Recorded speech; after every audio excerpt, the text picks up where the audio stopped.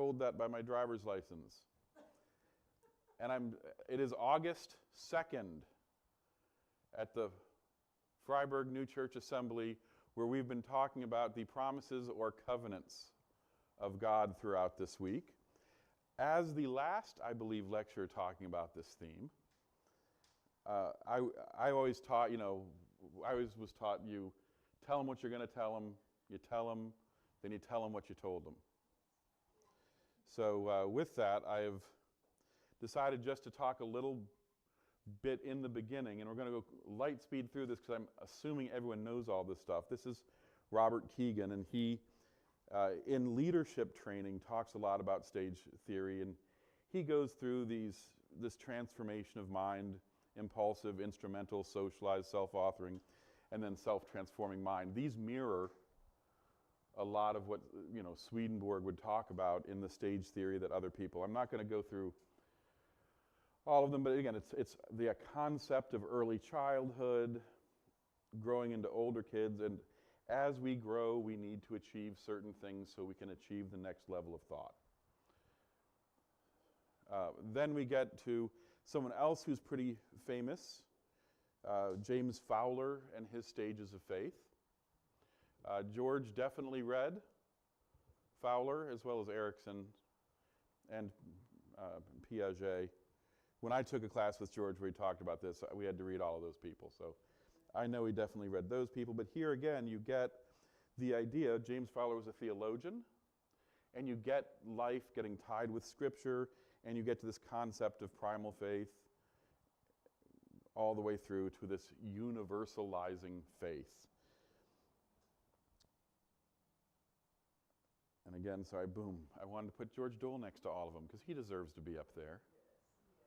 Right, so, and the journey of spiritual growth, and this is where we get what Paul talked about yesterday with the innocence of ignorance, obedience, responsibility, shattering, seeking, innocence of wisdom. What we're talking about today is mature adulthood and beyond, and it's the very last stage, but because I loved charts, okay, because I love charts. Oh, a lot of this is in this book here, and there's something famous about this book here, because I'm going to use my pen here. Does anybody recognize that person right there? Okay, I'll try and do it. Check mark. Yeah.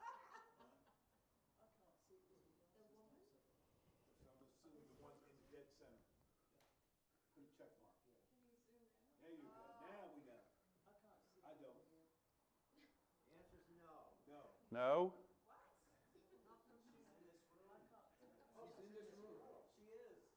She's ancient medicine. That's her. I think I first saw this picture when I worked at a hospital, and it was about the treatment of certain diseases that we won't talk about. Very popular hospital pamphlet cover. The foundation also got access to the stock image, and using it just so happens, we have one of the stars of the picture in the room. It was Becky. Becky ratted on her. Oh, Nancy. I was with Nancy and Becky on the porch. Yeah. So, just kind of a fun thing there. But it's the book talks a lot about this thing. So you get to George Dole's state. One of the things that I talked about this yesterday, and I wanted to highlight a little bit more. I find it really intimidating, even though Swedenborg, in certain ways, hints at it. I find it really intimidating to look at the New Jerusalem as the final thing that I'm really striving to work on, because it's something that I feel is kind of unattainable. And so I'm positing in here, I know we don't talk about Paul much, but Paul's statement from Galatians, which, for through the law I died to the law, so that I might live to God. I have been crucified with Christ, and is no longer I who live, but it is Christ who lives in me. And the life I now live in the flesh, I live by faith in the Son of God, who loved me and gave himself for me. I do not nullify the grace of God, for if justification comes through the law, then Christ died for nothing. Very powerful statement from Paul. If you read this, kind of like what Gard was talking about earlier, I can at points read this and think I get it, and the words actually become meaningless the more you read it. Like, what do these words mean? What are you talking about? And so I wanted to go into this concept of dying to the law. And I think it's about a transformation, moving beyond what we would consider to be the external things. And I'm going to just, for the simplicity of this room, define that a certain way. And it's a certain way inspired by Gard at one point, but this is not what Gard said. This is what I heard Gard say. But what is real cannot be measured. Okay? In other words, if you can use a ruler, a microphone, anything that can be physically measured is inherently materialistic and is external. The internal can never actually be measured. And this is the difficult thing because our lives are primarily real, they're primarily unmeasurable, and yet somehow I have to talk to you. And so that means embodying the unmeasurable into measurable, which inevitably is going to lead to a translation problem of me trying to take something that cannot really be defined, defining it. Then you get to have your own definitions, and then you bring it into your head, which just gives way for a lot of errors, whether cultural, because of education level, because of life experience, all sorts of ways things can get confused. But when one enters into the final stage of maturity, we begin to realize the stuff doesn't matter. The material doesn't matter. And a major part of this, I have been crucified with Christ. We don't like that because we tend to not like the violence of the crucifixion. But it can also be boiled down to something we all do agree with. We need to transcend our selfishness. And a lot of that selfishness is tied to moving beyond the external things that we do. I'm guessing.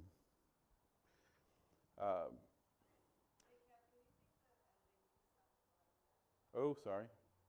Done.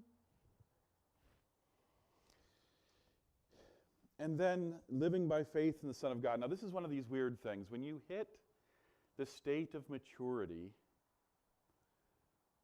you stop caring about the punishment because what you believe that you need to do it no matter what. So, William James, in his book on the saintly life, alludes to this concept of, the saint has to do what they have to do, and they do not care whether or not it sends them to hell. So Susanna had to be away today, but she said the other day that all ministers go to hell. Sorry. We're hypocrites. Right? We have to stand up here and tell people that this is what it means to live, and we know we're not doing it. We're hypocrites. But there's an element of saying, but this is what I'm called to do, and I have to do it. And if doing what God has called me to do makes me a hypocrite and I go to hell, I'm okay with it. I'm actually okay with going to hell because I can't do otherwise. It's not, I can't live my life by thinking about this is the punishment for me being a hypocrite. I need to work on it. Don't get me wrong. I don't want to. Sometimes my sermons are actually me preaching to myself. right? Come on. It's clear. Like, no, this is what I need to work on. And guess what, congregation? You're going for a ride. But, there's that aspect of, I'm saying don't be a hypocrite, yet most of the time I'm doing stuff that I'm a hypocrite, and yet I don't care that I'm a hypocrite. Because what needs to be said needs to be said. There's this concept of transcending a fear of the punishment because you believe you are in the flow of providence, which is very egotistical. And I'm not saying I'm here, by the way, at all. I still might be in the third day as far as things go. And then the last one is ultimately true justification is the combination of faith and charity put into practice. This is the concept of grace, justification, and the law mentioned in the earlier one. And for Swedenborg, this is what I find funny, is we spend a lot of time, I believe Hugh said it the other day, thinking about what Swedenborg's talking about. But the reality is if we're not living something, if it doesn't make a change in our life, Swedenborg's very clear about it. Anything that is real has to be acted upon. So all of this unknowable stuff in our head that isn't external has to somehow be put into the external.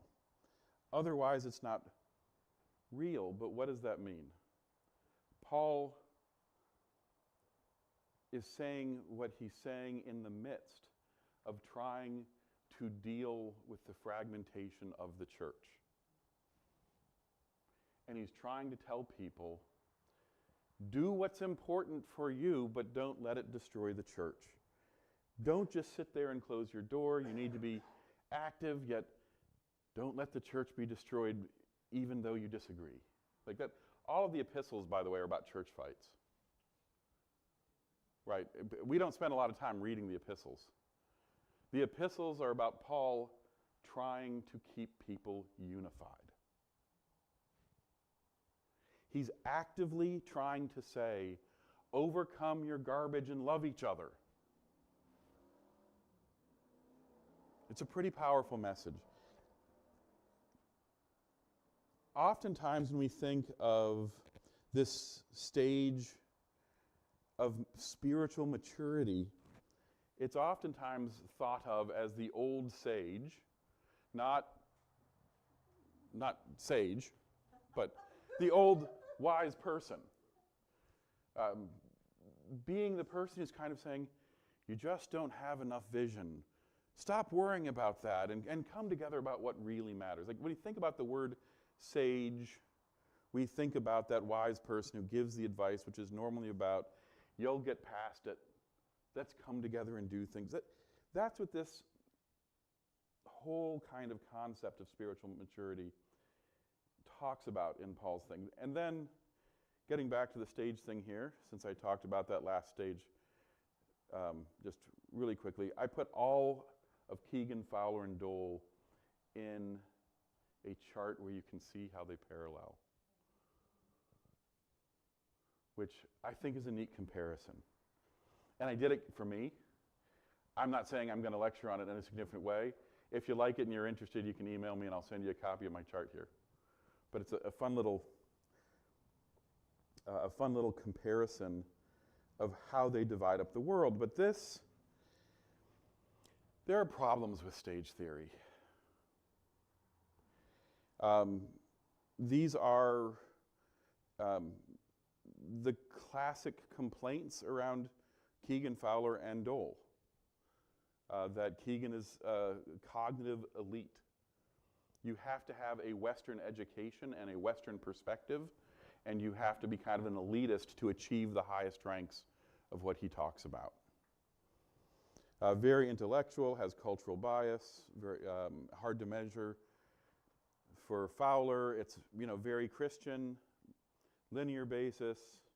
Again, overly intellectual, idealized final stage. For Dole, this is what gets me what I find really funny is in the discussion class following the lecture yesterday, it talked about how universal it is. Other people look at it as how theologically specific it is. In fact, most of the world doesn't view it as inclusive of them. We view it as inclusive of them, but they don't. And so we need to understand when we use these models, people might look at us like we have two heads.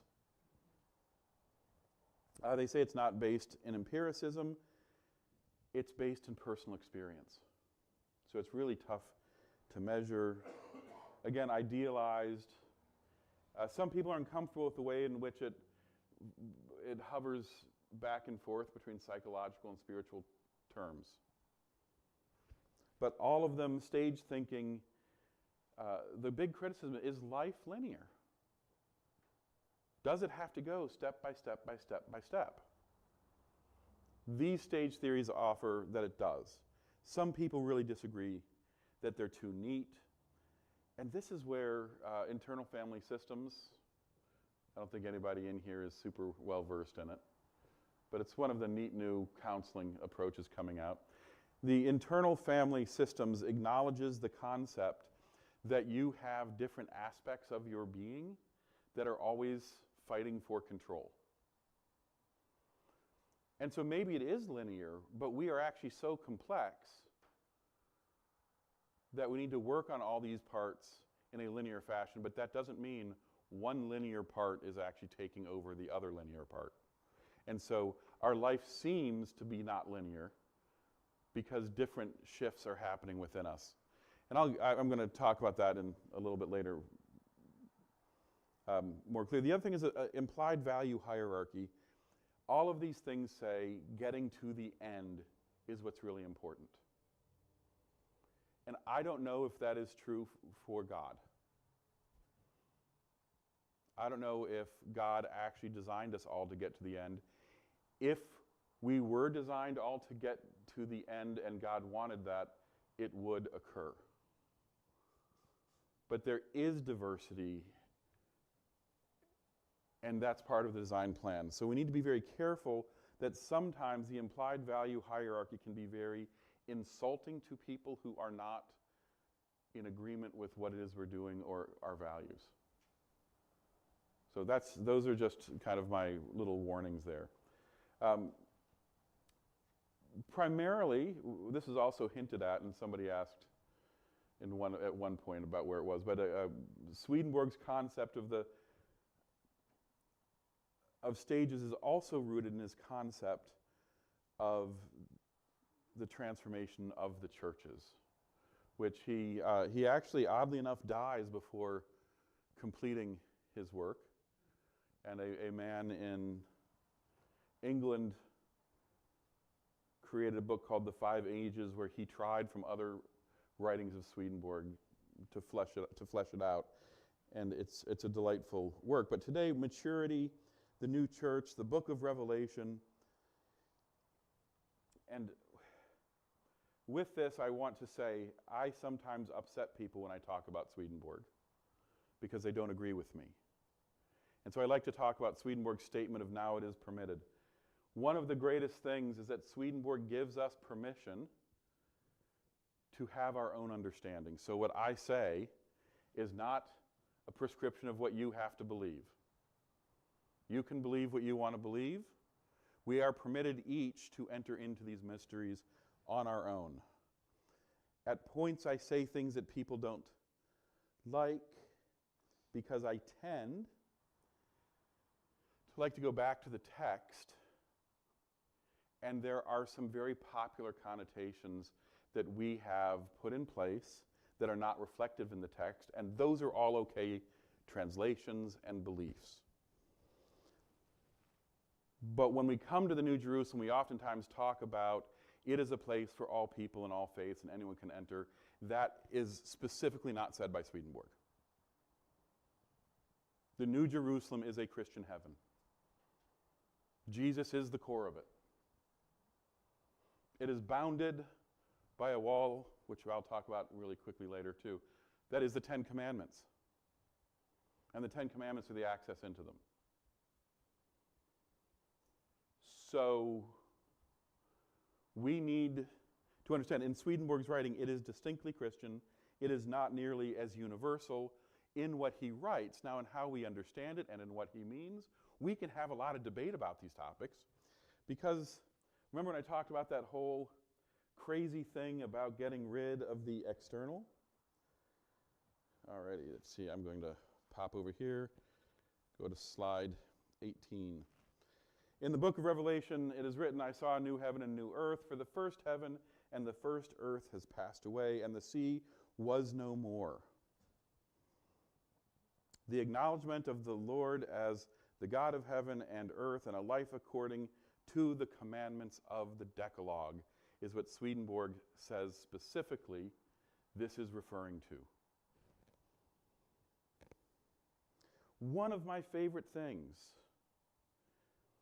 is Swedenborg discusses at this point the people who intellectually like to talk about the Word, and says that angels view them, and that's this guy bathing down here, angels view them as people floating in sea, aimlessly, in a world of truth and discussion with no action.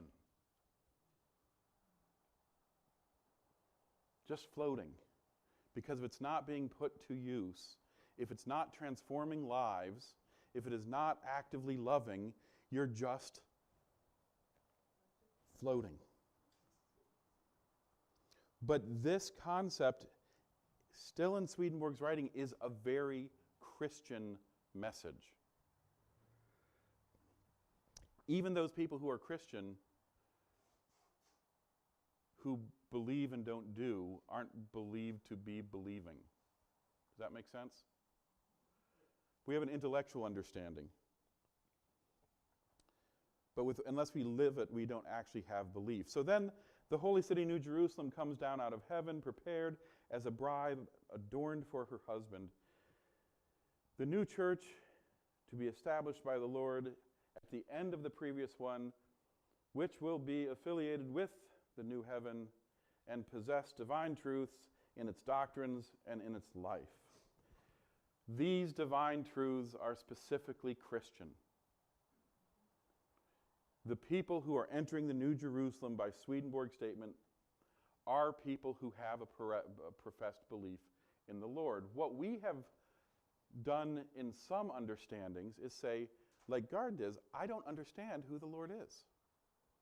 I'm going to translate the Lord into being love and wisdom. I'm going to translate the 10 Commandments, not into the 10 Commandments, but into larger spiritual truths. And as we move away from the literal, we then begin to open the New Jerusalem and Christianity into larger conceptual terms. So this is where I'm going to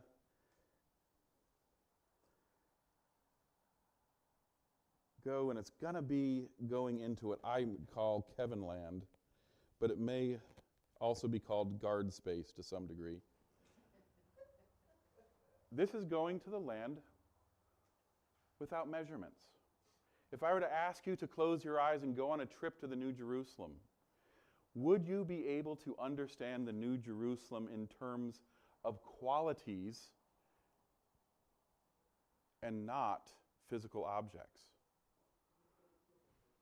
It's very difficult. But we have qualities. And before we go into the New Jerusalem, I want to talk about the people who aren't allowed to go in. Because anytime I can talk about fornicators, I do it. We talk about these people who aren't allowed to go in. But as for the cowardly, the faithless, the polluted, the murderers, the fornicators, the sorcerers, the idolaters, the liar, their place will be in the lake that burns with fire and sulfur, which is the second death. Swedenborg says the second death is actually rebirth. So if we want to know what the entrance is to spiritual maturity, we look at who isn't allowed and ask, what parts of those need to be transformed within us? People who have no faith. I don't know yet. I was asked this summer by someone how they really wanted faith. How do you do it? I couldn't figure out how to tell them to have faith. All I could say is fake it till you make it. Go to church. Someone said earlier, do you have to go to church to be a Swedenborgian? To be a Christian, do you need to go to church? And my response was, no, but you should want to. If you want to be close to God, and being close to God is an idea that you don't act out by doing something, then you're not actually a person of faith. So you should want to go to church.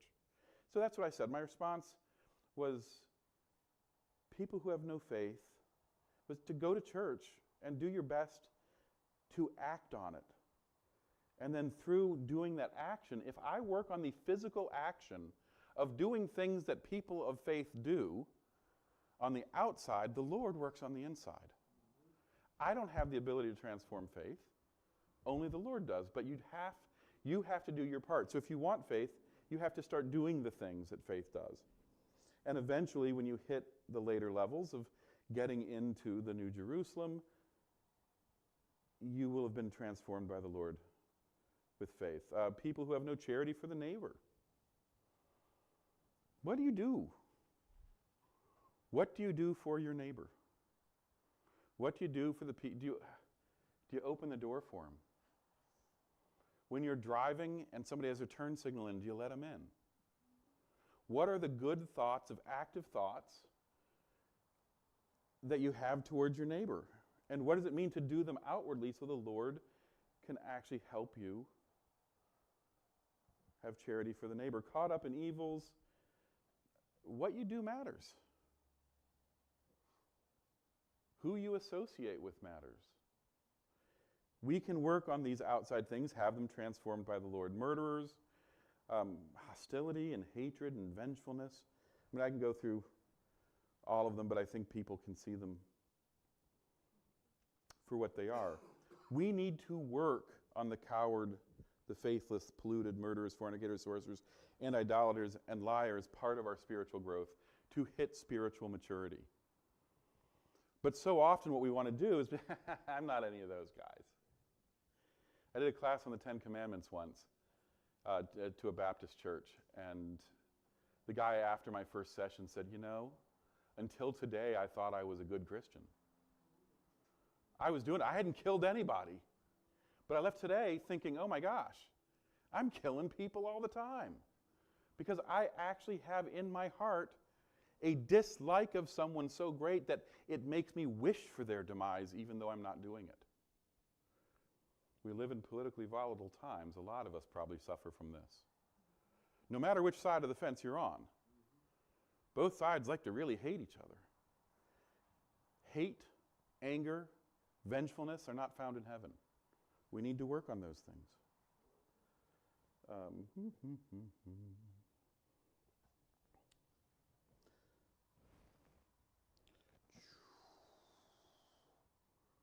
20.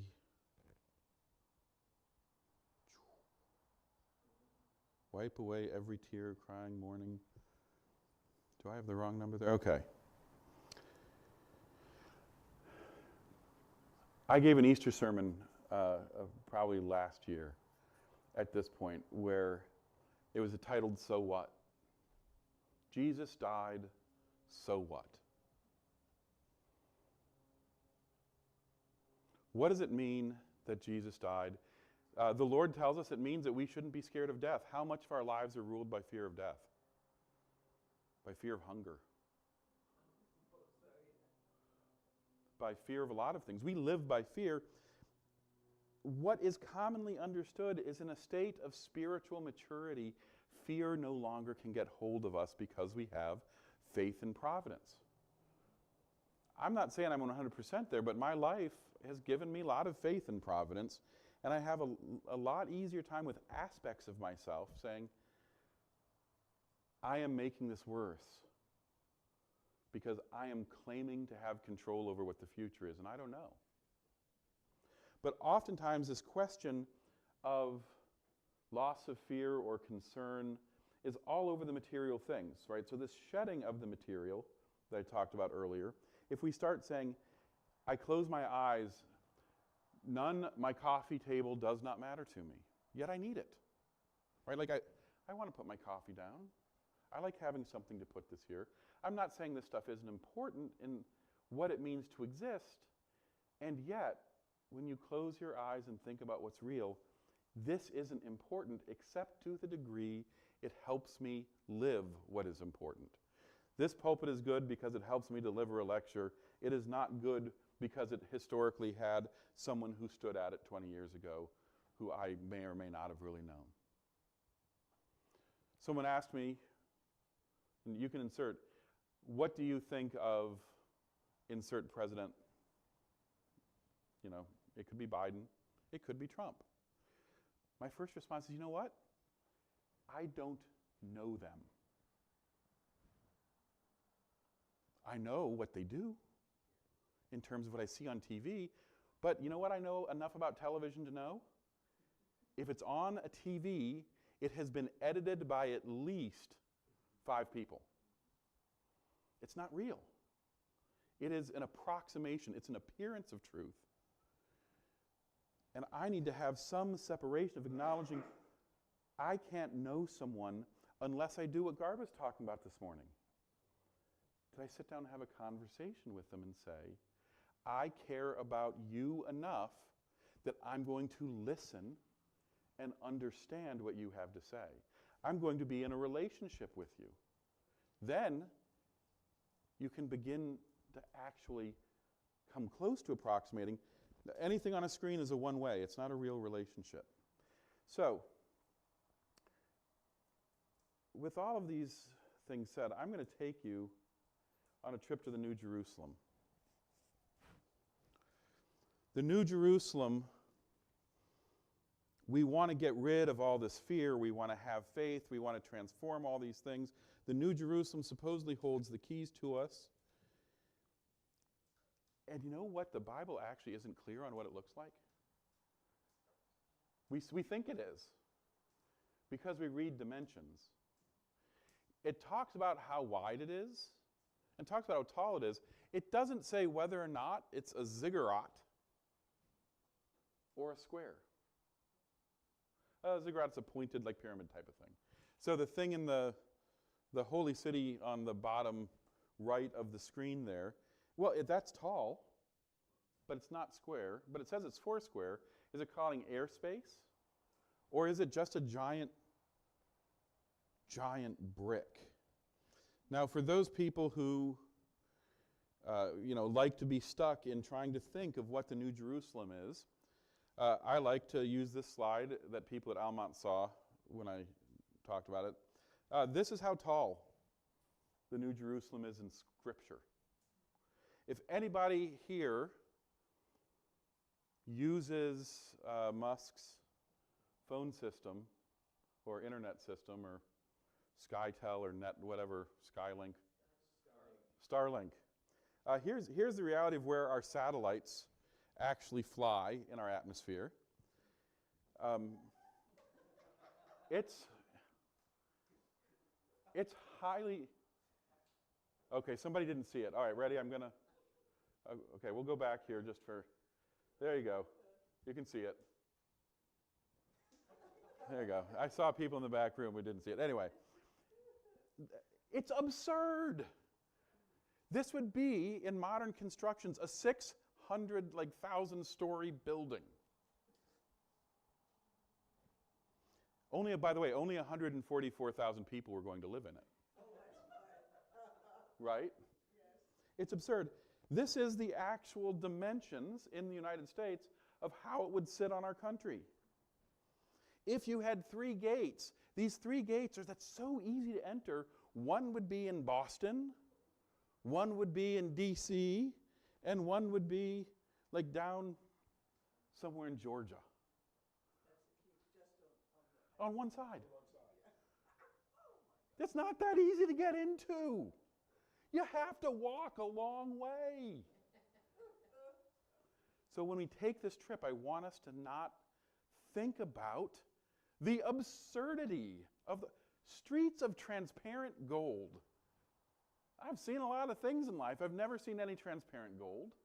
Star Trek has transparent aluminum, by the way. All the windows on the Enterprise are made of transparent aluminum. I don't know how you do that. I don't know how you make transparent gold. These are ludicrous things. Does that mean that this book is crazy? The answer is no. We close our eyes and we have to think of things not bound by time and space. Why are there 12 gates? My favorite thing, Swedenborgians always say this. There's 12 gates on the holy city so that all different types of people can enter. That is not in Swedenborg anywhere.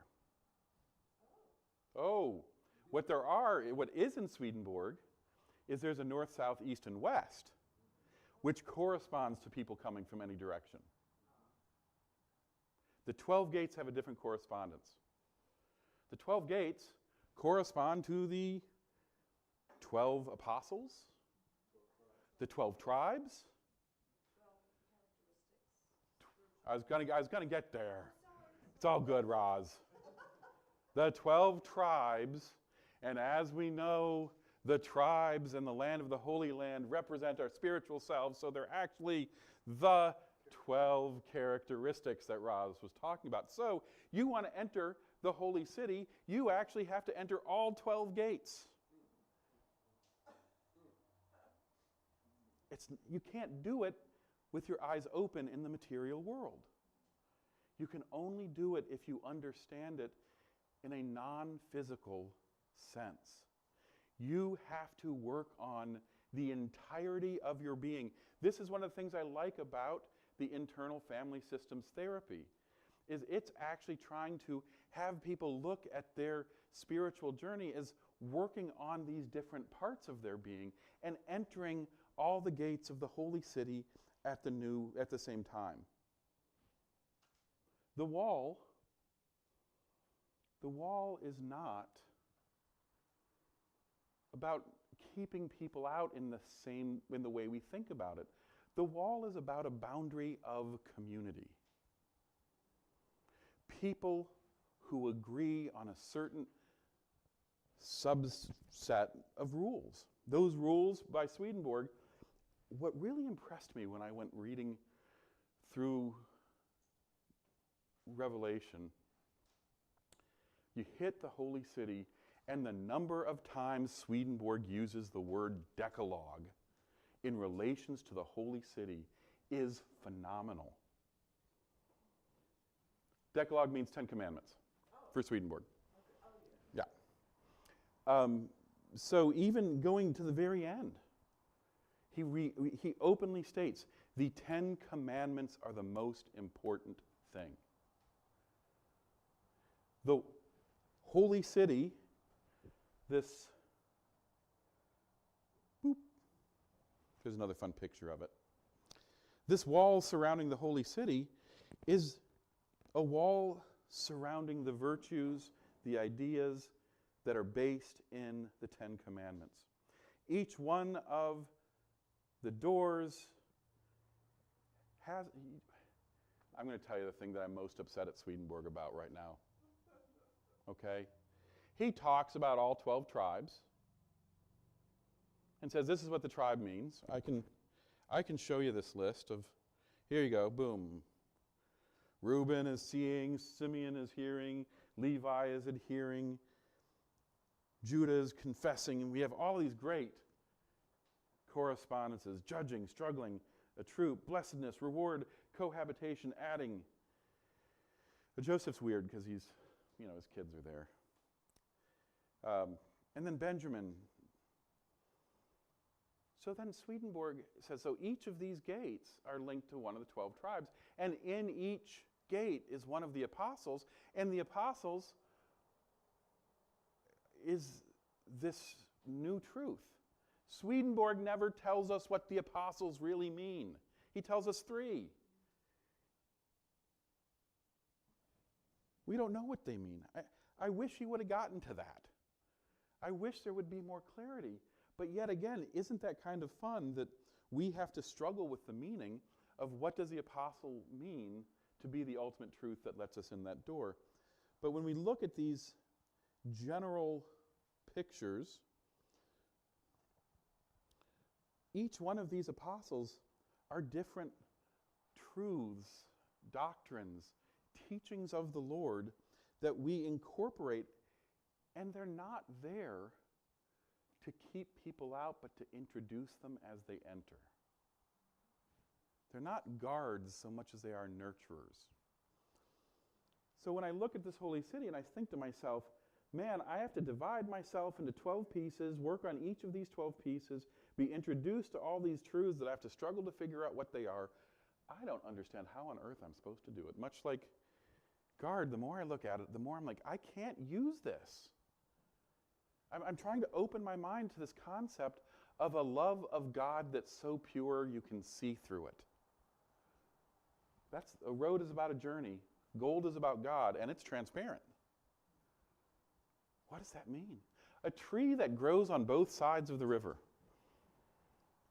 Artists talk about it being a river going through one tree, but that's not what the text said. It's a tree that grows on both sides. One tree in two places.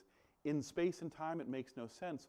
But spiritually, you talk about a life of use, which is the perfect blending of both love and wisdom. It becomes clear when you stop thinking about it spatially, but thinking about it qualitatively. Does that make sense? But so often, we are stuck in this notion of wanting to make everything make sense to our physical senses and not make sense to the spiritual realities that are not measurable. And so what I'm trying to, by the way, the robes, remember when I talked about, go down to 50 here. Boo, boo, boo, boo, boo, boo. Yeah, there's a lot of slides in that show. No, I added a slide so all my numbers are messed up now. The robes that are mentioned, by the way, at the tail end, I have to... There it is. It's actually 60 now. It says 50 on my notes here. So, blessed are those who wash their robes so that they will have the right to the tree of life and may enter the city by the gates. Outside are the dogs and sorcerers, fornicators, murderers, idolaters, and everyone who loves and practices falsehood. The robes are just people living by the Ten Commandments.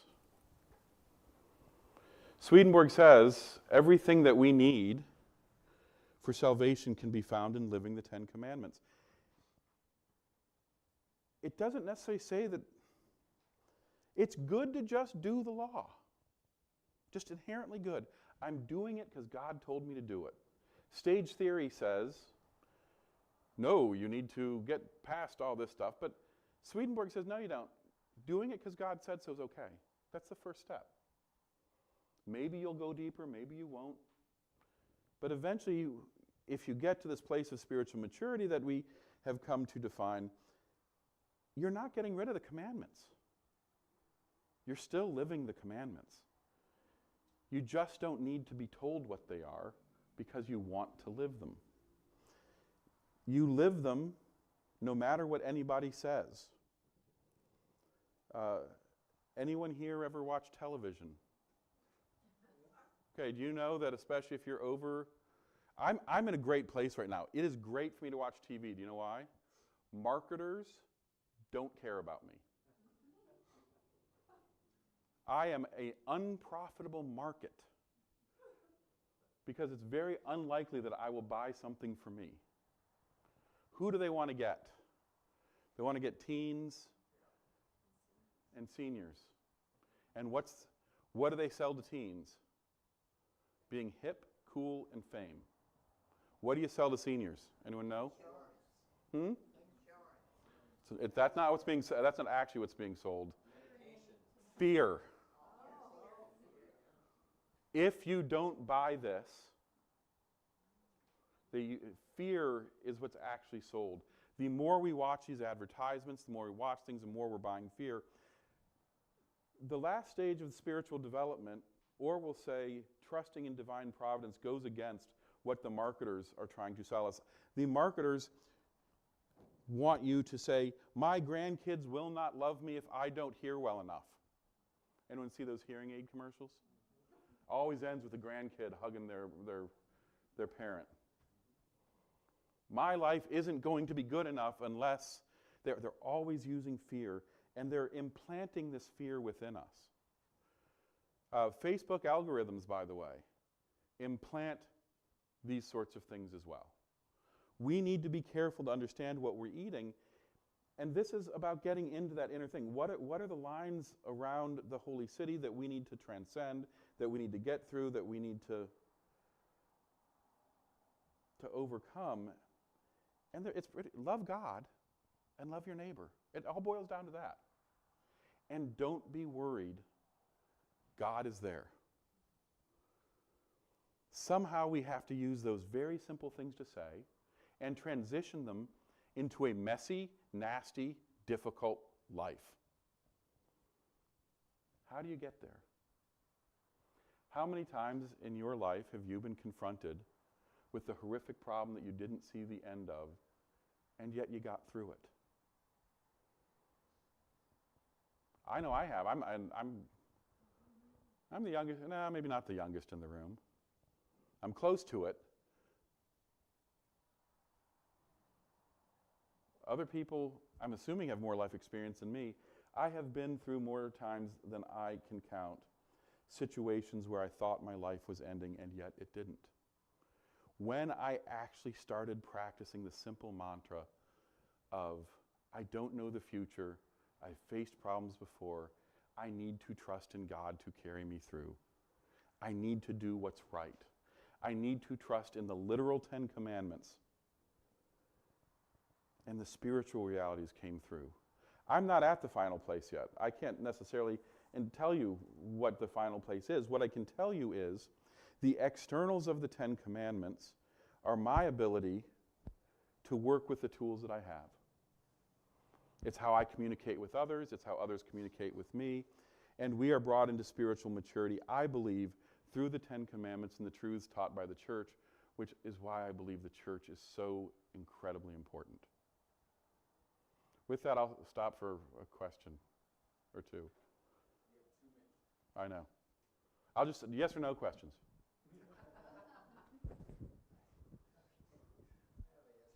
No, it's a joke. You can ask whatever you want. Yeah, I will. And just because I'm from Boston, I have to end it with a self-referential slide here. Boston Marathon finish line, rather than writing the end. So, Kevin, listen, thank you so very much. You've given me and others a lot to ponder. So, since there is not time, I'm going to just say very helpfully, I hope, that there's a discussion group in 10 minutes, and we can sit down and talk with Kevin and say, wow, there was a lot there. And so I think we are up to time. There are people who have to be places, so I'm going to surrender the mic and say, anyone who's interested to talk further, please come here at 11, and we'll have a facilitated conversation about this talk and the other.